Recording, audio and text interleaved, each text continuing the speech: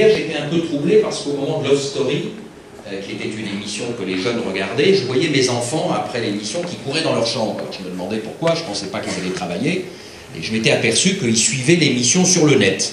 Parce qu'après l'heure sur TF1 ou la 6, je ne sais plus, je crois que c'était TF1, eh bien évidemment, la 6, non mais c'était pour pas faire, ce sont deux clients très importants, donc on a fait le choix. Et donc je me suis aperçu qu'ils regardaient sur le net l'émission. Puis alors j'ai regardé qui avait fait ça, et c'était un jeune garçon, enfin qui est toujours très jeune, qui est Dominique Delport, qui va vous parler tout à l'heure, qui avait eu l'idée d'aller monter ça. Donc nous avons continué là-dedans.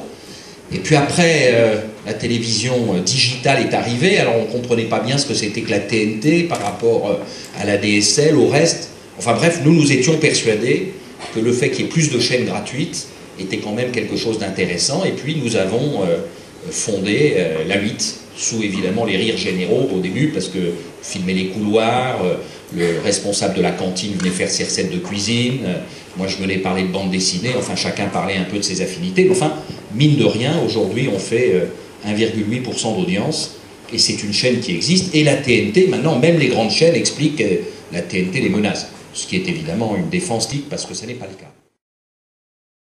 Et puis après ça, nous nous sommes lancés dans des journaux gratuits, parce que il nous a semblé que la gratuité faisait aussi partie des points importants avec la digitalisation. Dans ma génération, quand on vous propose quelque chose de gratuit, on se méfie. On se dit que le type à la sortie du métro va vous rattraper pour vous demander 1 euro ou 2 euros. Mais c'est plus le cas aujourd'hui. Et c'est vrai que le grand développement du net qui est gratuit a montré que la gratuité était quelque chose d'important. Et là encore, sans en avoir l'air, nous faisons aujourd'hui 1 200 000 exemplaires qui sont distribués chaque jour en France, qui en fait sans doute l'un des premiers quotidiens distribués dans notre pays. Mais évidemment, notre grande aventure, ça a été Havas. Deuxième groupe en France, à côté de Publicis. Pendant très longtemps, Havas a été devant, puis Publicis devant.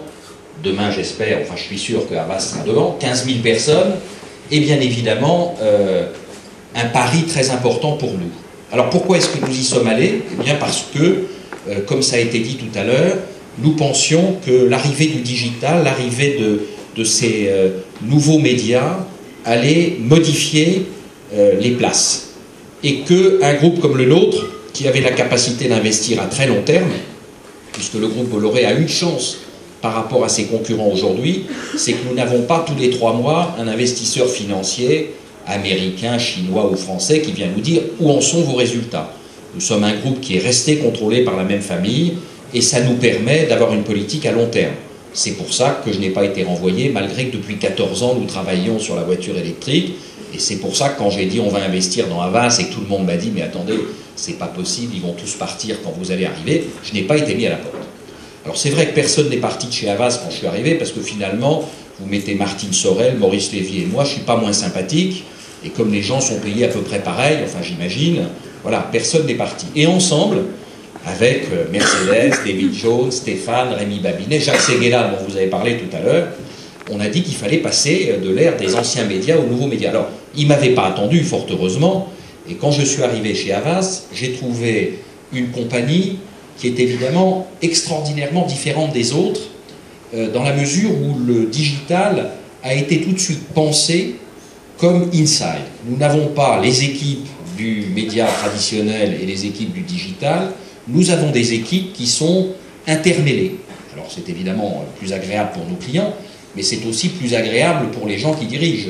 S'il y avait d'un côté Pascal Dasseux, qui est le génie de Havas Media digital, et de l'autre côté un garçon qui n'avait pas cette partie-là, évidemment on aurait plus de problèmes pour aller gérer les équipes. Ils sont tous ensemble et ils sont aujourd'hui chargés d'aller faire évoluer les médias en surfant, en utilisant cette vague digitale et en conseillant nos clients pour aller vers le mieux.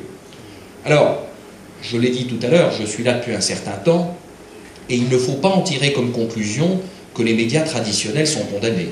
Je ne le crois pas du tout. Je pense qu'il y aura encore et pour de nombreuses années de la télévision, il y aura encore et pour de nombreuses années des journaux, de la PQR, tous les autres médias, radio, affichage. Et moi je me souviens très bien quand l'informatique a commencé, on m'a expliqué qu'il ne faut pas rester dans le secteur du papier, parce que le principe même de l'informatique et du développement de tout ce qui va autour, c'est que vous aurez moins de papier. C'est pas vrai, aujourd'hui, il y a et les ordinateurs et autant de papier qu'avant, si ce n'est plus. Et on voit bien que peuvent cohabiter des technologies différentes. Alors, chez nous, le digital, dans la partie média, c'est 850 personnes sur la France, et évidemment beaucoup plus sur le plan international, puisqu'on oublie qu'Havas, la France n'est que 15 ou 20% de son activité.